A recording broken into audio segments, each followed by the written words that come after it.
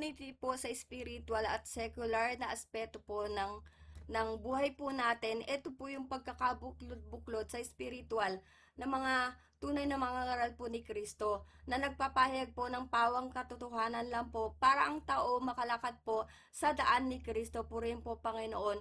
Ito po yung, hindi po ito yung pagkakabuklod-buklod ng mga bulaang mga ngaral. Kasi kung bulaan nga, di lalo maliligaw po ang tao. Imbis na dumaan sa daan ni Kristo, dadaan sila sa maling daan, sa kanilang mga daan po, kaya hindi sila makakapasok sa karen po ng langit po rin po Panginoon.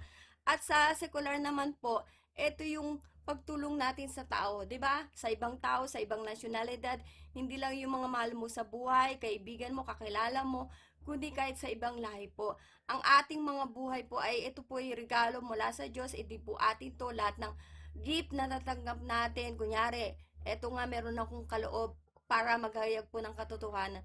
So, hindi ko sa sarili ninto. Ito po ay gagamitin ko upang mag-glorify po yung Panginoon, maluwalhati ang Diyos, upang maraming kaluluwang maligtas. Kunyari, ako po ay may gift para makumita.